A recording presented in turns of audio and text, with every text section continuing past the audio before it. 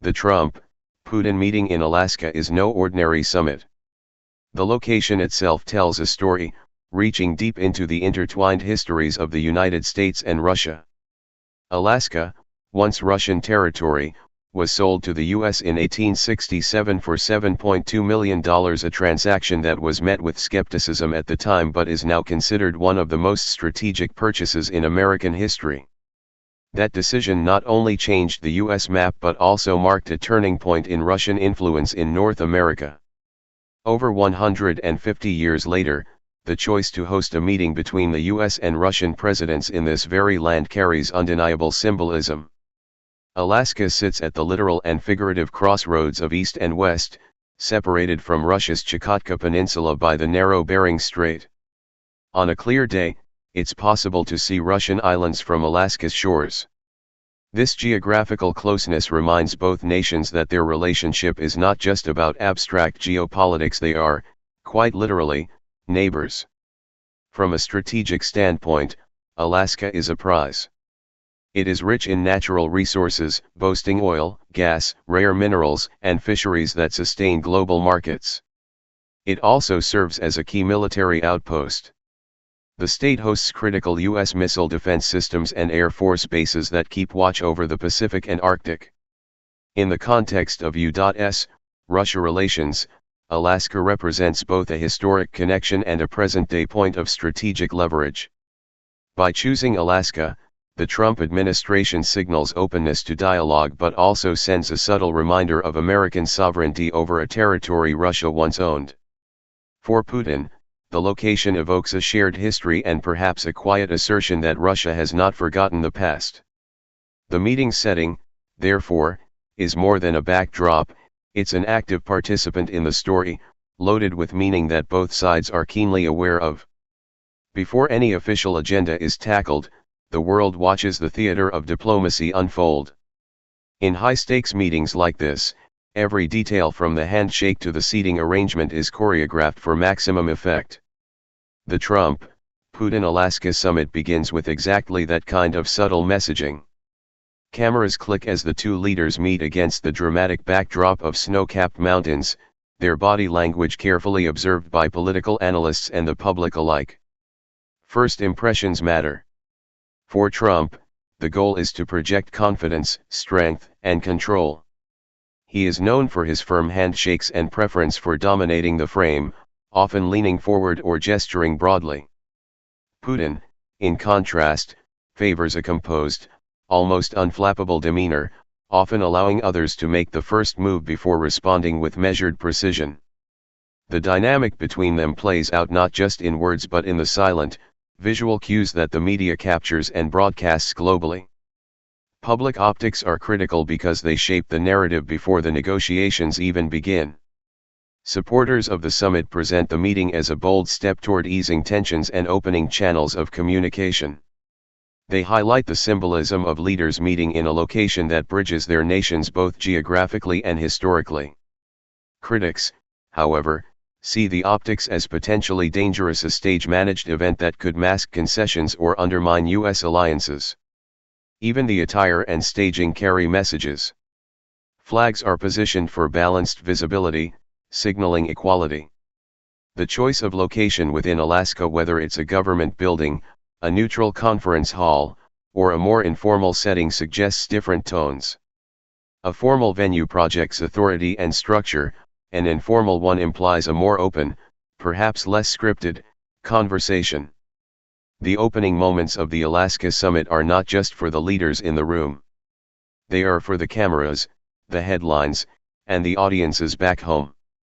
In an age where images often shape public opinion more powerfully than policy briefings, the way Trump and Putin are seen together may be remembered longer than what they actually say.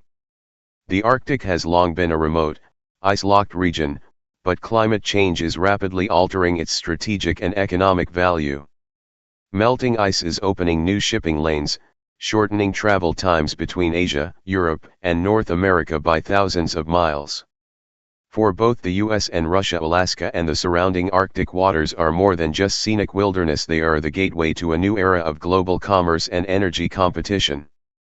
Russia has been moving aggressively in this domain, building new icebreakers, expanding Arctic military bases, and striking deals to exploit untapped oil and gas reserves. Putin's vision is clear: secure dominance in the Arctic before others can fully compete. The United States, with Alaska as its northern frontier, holds a critical position in counterbalancing this push. At the Alaska meeting, energy politics are unavoidable. The region holds vast reserves of hydrocarbons, estimated to be about 13% of the world's undiscovered oil and 30% of its untapped natural gas.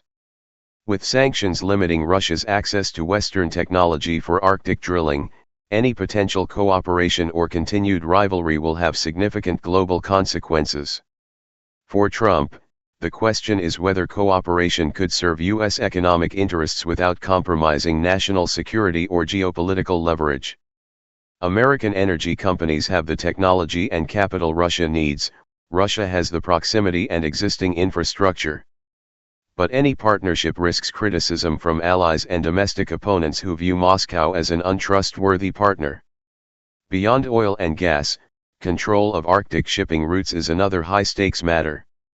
The Northern Sea Route, which runs along Russia's Arctic coast, could cut shipping times from Asia to Europe by nearly 2 weeks compared to the Suez Canal route. Alaska's strategic location means the U.S. could play a role in regulating or monitoring traffic in this emerging corridor. In this episode of the summit's narrative, the stakes are both immediate and long-term.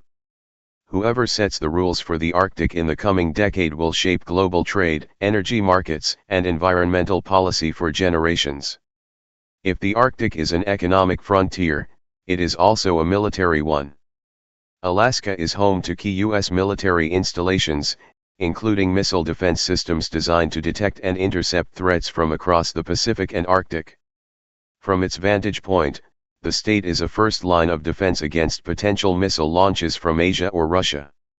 The U.S. Air Force maintains bases here that host advanced fighter jets, surveillance aircraft, and rapid deployment forces, all of which play into the strategic chessboard between Washington and Moscow. Russia, for its part, has been revitalizing Soviet-era bases, deploying advanced radar systems, and conducting military exercises in the Arctic at a pace that alarms Western defense planners. The buildup is framed domestically as necessary for protecting Russia's northern borders and ensuring sovereignty over the Northern Sea Route. To NATO allies, however, it looks like a bid for dominance in a region where competition is heating up. The Trump-Putin talks in Alaska are likely to include private discussions about managing these tensions. While neither side will dismantle its military assets, there could be room for confidence-building measures such as agreements on incident avoidance, notifications of large-scale exercises, or even joint search and rescue drills in Arctic waters. The complexity lies in the mistrust between the two powers. Both have accused each other of provocative actions in the region, from aggressive flyovers by military aircraft to shadowing naval vessels.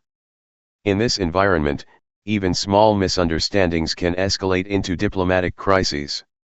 For Trump, showcasing U.S. military readiness in Alaska reinforces his message of strength while signaling to Putin that America will not cede Arctic security. For Putin, demonstrating Russia's capabilities and its willingness to defend its Arctic claims is equally important for domestic and international audiences. Ultimately, the military dimension of the Alaska summit is not about reducing existing forces but about setting the tone for how both nations will operate in a region where their borders are just miles apart. If they fail to find common ground, the Arctic could become a new flashpoint in global security. Economic sanctions have been one of the most persistent friction points in U.S. Russia relations, and they inevitably loom large over the Alaska meeting. For years, the U.S. and its allies have imposed sanctions on Russia in response to actions ranging from the annexation of Crimea to alleged election interference. These measures have targeted banks, state-owned enterprises, energy firms, and key figures in the Russian political elite. From Putin's perspective, lifting or easing these sanctions is more than an economic priority, it is a political victory that would signal Russia's resilience and global legitimacy. For Trump, the calculus is more complicated. On one hand, easing sanctions could open lucrative opportunities for U.S. companies, especially in energy, agriculture, and technology sectors. On the other, any sign of leniency toward Moscow risks triggering backlash from Congress, the intelligence community, and allied governments that view sanctions as a necessary deterrent against aggressive behavior. Discussions in Alaska are likely to be delicate. Russia may propose partial cooperation in areas like counterterrorism, space exploration, or Arctic development in exchange for selective relief. The U.S. might consider limited exemptions that benefit specific industries or regions, presenting them as pragmatic steps rather than sweeping concessions. However, these talks are clouded by mistrust. Both sides suspect the other of using economic leverage as a strategic weapon. The outcome could range from modest agreements that allow certain business activities to a stalemate where both leaders leave the sanctions framework untouched but signal a willingness to revisit it later. Trade, too, is on the table, though it has never been the centerpiece of U.S. Russia relations. Unlike U.S. trade with China or the EU, commerce between Washington and Moscow is modest, focused primarily on energy, raw materials, and specialized machinery. The meeting could explore niche areas where cooperation is mutually beneficial without altering the broader economic rivalry. Fisheries in the Bering Sea, for example, present a potential area of joint management, while rare earth minerals essential for electronics and defense systems might be a point of shared interest given their presence in Arctic territories. Even if no major agreements are signed, laying the groundwork for future economic collaboration could be a quiet but meaningful outcome of the summit. Cybersecurity is a far more contentious subject, and one that both leaders approach with caution. The accusations of Russian interference in the 2016 U.S. election remain a political fault line in Washington, shaping public perception of any Trump-Putin engagement. U.S. officials have repeatedly warned that Russia continues to engage in cyber espionage, targeting government agencies, corporations, and infrastructure. Moscow denies these allegations, often countering with its own claims about U.S. cyber operations. This back and forth has created a near impenetrable wall of suspicion. The Alaska talks may touch on establishing cyber norms, similar to arms control agreements, to limit certain categories of attacks, for example, against hospitals, election systems, or nuclear facilities. The idea is not new, but previous attempts have faltered because enforcement is almost impossible in the digital realm. Attribution of cyber attacks is inherently murky. Even if a breach is detected, proving state responsibility beyond doubt is challenging. Another layer of complexity comes from the intelligence stakes. Neither side wants to reveal the full extent of its cyber capabilities, which means even well-intentioned agreements could be undermined by secrecy.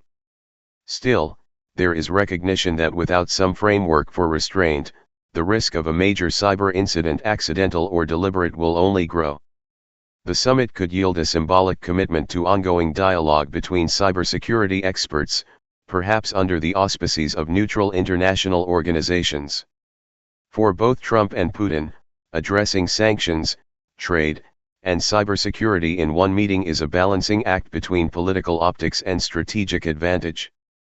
Every statement, handshake, or pause will be interpreted as a signal of either defiance or concession. In the best-case scenario, the Alaska talks plant seeds for cautious economic engagement and mutual restraint in cyberspace. In the worst case, they simply confirm that neither side is willing to compromise, setting the stage for another cycle of rivalry. The ripples of a U.S. Russia meeting are never confined to the two nations involved. Every handshake and policy hint is closely monitored by other global powers, especially those whose security or economic strategies intersect with Washington or Moscow. NATO allies are among the most watchful observers, wary that any signs of U.S. Russia alignment could weaken the alliance's united front. In capitals like Warsaw, Tallinn, and Vilnius, leaders will parse every word for clues about whether the U.S. intends to maintain its robust security commitments in Eastern Europe or soften its stance toward Russia. Any suggestion of easing tensions could be seen as a positive step toward global stability or, conversely, as an opening for Moscow to press its advantage in contested regions. Beyond Europe, China is a quiet but significant third player in the backdrop of this meeting. While Washington and Moscow are publicly cautious about mentioning Beijing, both are acutely aware of how their own relationship could influence China's strategic calculations. A thought in U.S. Russia ties could complicate Beijing's plans to deepen its influence in the Arctic and global energy markets. Conversely, if the Alaska talks collapse into mutual accusations, Moscow might lean even more heavily toward its partnership with China, potentially solidifying a bloc that challenges U.S. interests on multiple fronts. The Middle East is another region where the effects of the summit could be felt almost immediately.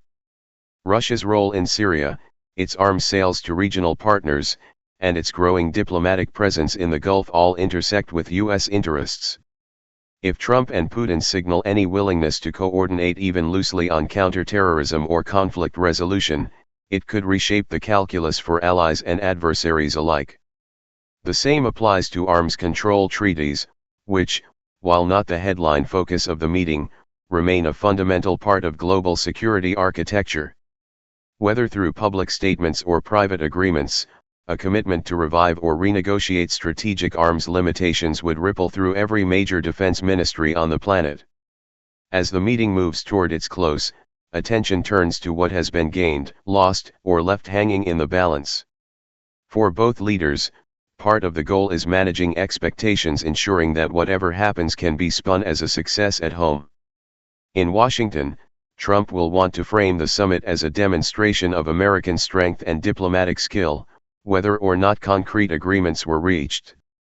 In Moscow, Putin will emphasize Russia's stature as an equal power capable of negotiating directly with the U.S. president on strategic issues. The risks, however, are just as significant as the opportunities. A meeting framed in history and symbolism can backfire if it ends without tangible outcomes or, worse, with increased tensions. An ambiguous joint statement could invite misinterpretations, leading allies or adversaries to make strategic moves based on assumptions rather than facts. If promises are made in private but not followed through, mistrust will deepen on both sides, reinforcing the belief that dialogue is little more than political theater. In the optimistic scenario, the Alaska meeting opens channels that, while not eliminating rivalry, at least reduce the risk of sudden escalations, whether in the Arctic, cyberspace, or contested regions around the globe. Small agreements on military communication protocols, fisheries management, or joint research in polar science might not dominate headlines but could serve as building blocks for future cooperation. Symbolism matters, but symbolism backed by even modest action can shift the tone of a relationship. In the darker scenario, the meeting becomes another entry in a long list of missed opportunities, remembered more for its dramatic setting than for any progress achieved. Without a roadmap for follow-up engagement, tensions in the Arctic could escalate, cyber confrontations could intensify, and the slow erosion of arms control agreements could continue unchecked. Global observers, especially in allied capitals, would conclude that neither Washington nor Moscow is capable of moving past entrenched mistrust. What is certain is that the echoes of the Alaska summit will carry far beyond the snow-covered landscapes where it takes place. Whether as a turning point or a symbolic pause in ongoing rivalry, the meeting will be studied, debated, and referenced for years. In the complex web of global politics, moments like these are rarely decisive in themselves, but they set the tone for what comes next, and in that sense, their impact can be both immediate and enduring.